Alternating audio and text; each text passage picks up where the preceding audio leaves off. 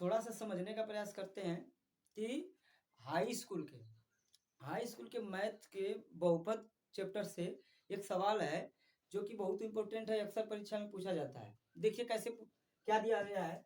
दिया गया है कि 3x घाते 4 plus 6x घाते 3 minus 2x² minus 10x-5 के अन्य सभी शून्य ज्ञात कीजिए यदि इसके दो शून्य करनी में 5/3 और माइनस करनी में 5/3 है।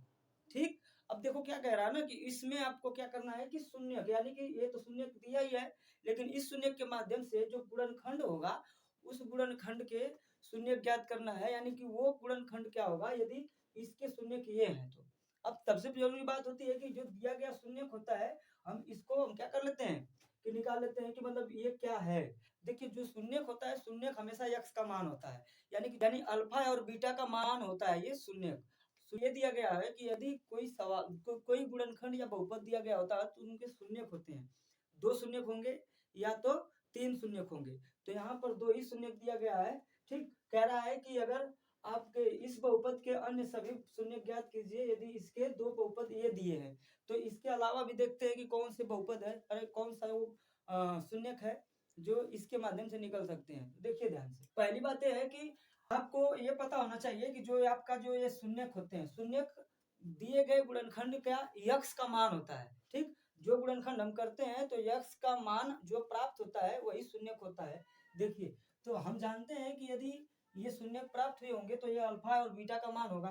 तो यानी कहा जा सकता है कि यानी अल्फा बराबर हो जाएगा कड़ी में 5/3 और इधर बीटा बराबर क्या हो जाएगा, बीटा बराबर हो जाएगा कड़ी में 5/3। ये माइनस में है।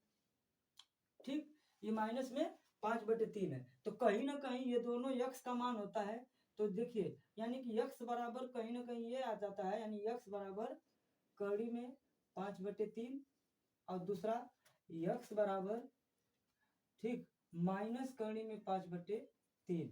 ध्यान दीजिए ये यक्स का मान होता है, यानी जो शून्यक होते हैं वो गुणनखंड द्वारा लगाए गए जो सवाल होते हैं, यानी गुणनखंड द्वारा जो प्राप्त हल होते हैं उसमें जो यक्स का मान होता है वही शून्य कहलाते हैं। देखिए अब क्या होगा कि ये जो यक्स है आपको ये एक साइड में करना है, तो यानी कहीं ना कहीं जब हम इसका गुणनखंड ये किसी बहुपद के गुणनखंड का मान प्राप्त हुआ है तो देखिए तो यानी कि हम कह सकते हैं कि ये जो कड़ी में 5/3 है इसको हम इधर लाते हैं तो क्या हो जाएगा, इधर आएगा तो क्या हो जाएगा, इधर ये प्लस में है तो इधर आकर क्या हो जाएगा माइनस में। तो माइनस क्या हो जाएगा कड़ी में 5/3 ये हो जाएगा। और दूसरा होगा ये कि यदि इधर माइनस है तो इधर जाके प्लस में हो जाएगा, तो यक्स प्लस कड़ी में 5/3। अब देखिए कहीं ना कहीं जो ये बहुपद रहा होगा इसका जो आंसर था इस रूप में आया होगा। ठीक, जो बहुपद का गुणनखंड किया हो गया तो उस बहुपद के गुणनखंड का ये मान आया होगा। तो देख लेते हैं कि वो क्या है। तो ध्यान दीजिए अब हम निकालते हैं, तो इसका हम मल्टीप्लाई कर लेते हैं। इसका मल्टीप्लाई करेंगे तो देखेंगे कि वो बहुपद क्या है।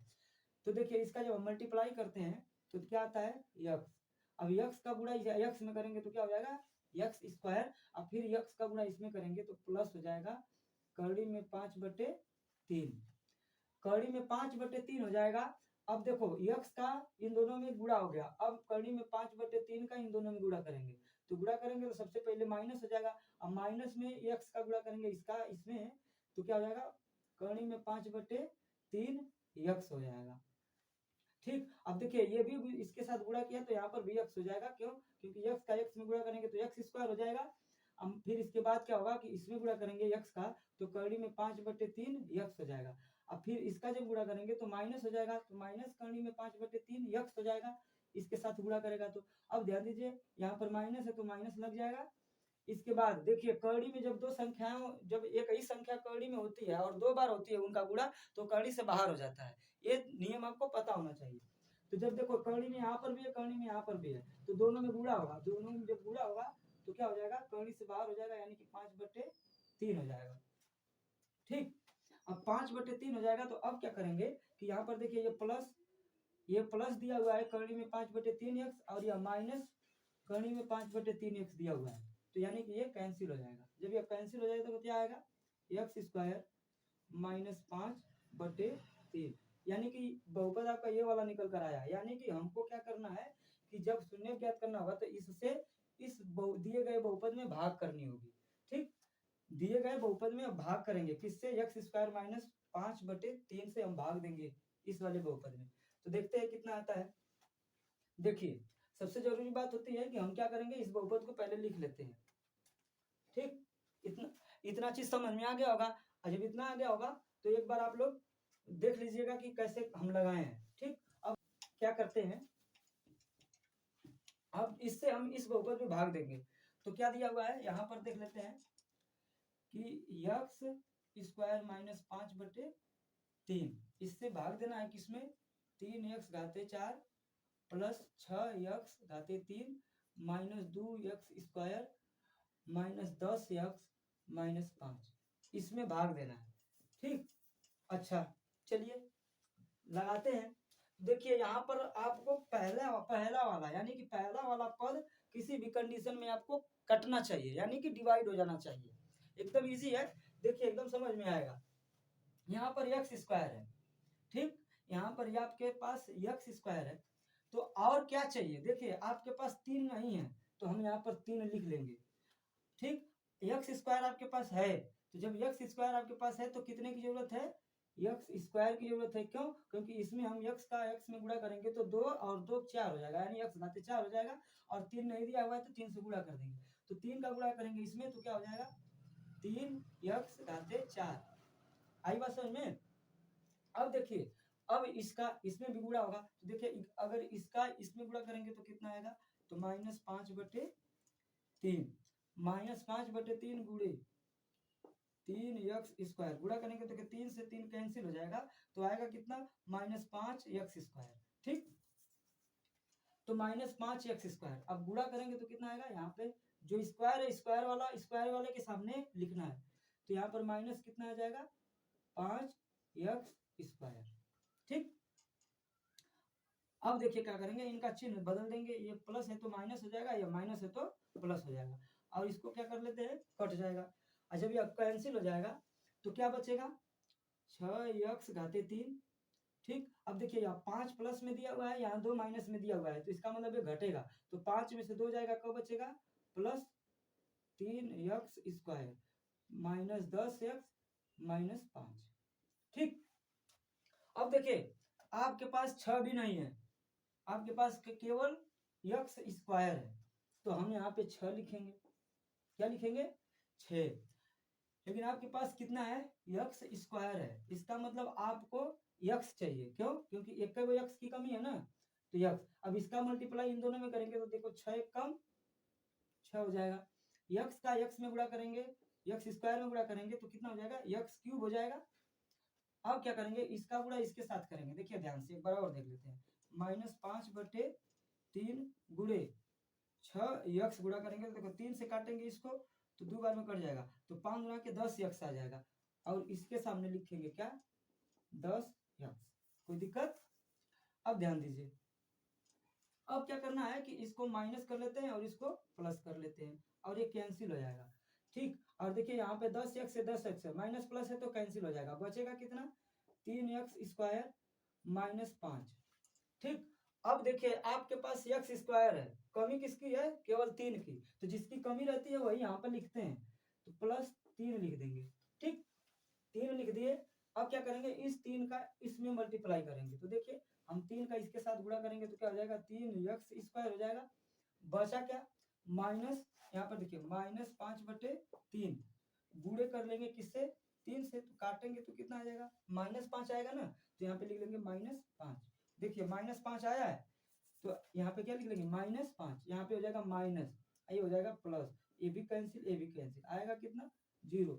इसका मतलब जो आपका ये वाला है ये गुणनखंड है, यानी कि यह इसका क्या है, गुणनखंड है।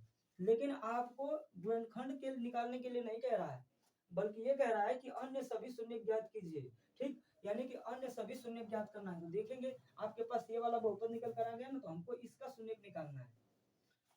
ठीक, तो देखेंगे 3x² है प्लस 6x प्लस 3 दिया हुआ है, तो देखिए अब इस बहुपद का शून्य निकालने के लिए हमको इसका क्या करना होगा, गुणनखंड करना होगा। ठीक। अब ध्यान दीजिए कि हम इसका गुणनखंड करेंगे। जब इसका गुणनखंड करेंगे तो देखो इस यानी कि यहाँ पर जो 3 होता है, यहाँ पर जो 3 यानी कि इस वाले में यानी किसी बहुपद का प्रथम पद और अंतिम पद में गुणा का संबंध होता है। कैसा संबंध होता है? गुणा का। तो यहाँ पर 3 का गुणा इसमें करेंगे तो 3 तरीके 9 हो जाएगा, यानी कि आपको 9 का खंड करना है। ठीक।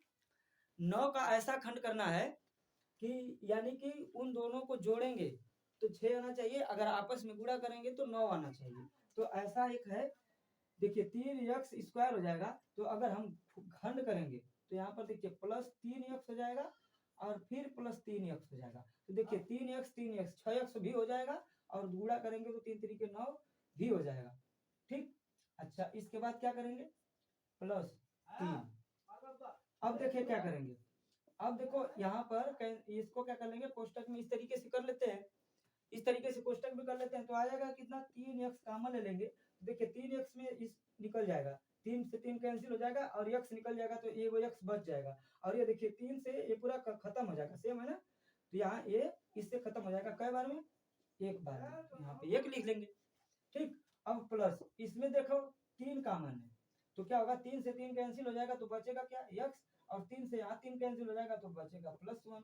यानी कि आपका x शून्य निकल जाएगा। इसी तरीके से देखिए इन दोनों में क्या है, x + 1 कॉमन है। ठीक। अब ध्यान दीजिए कि 3x + 3 हो जाएगा। अब इसका शून्य ज्ञात करने का प्रयास करते हैं। देखिए x + 1 बराबर 0 होता है तो x बराबर हो जाएगा, इधर प्लस है तो इधर माइनस हो जाएगा, यानी कि माइनस में 1 आएगा। इसका निकाल लेते हैं। इसका क्या दिया हुआ है कि 3x बराबर, इधर प्लस है तो उधर जाकर क्या हो जाएगा, -3 हो जाएगा।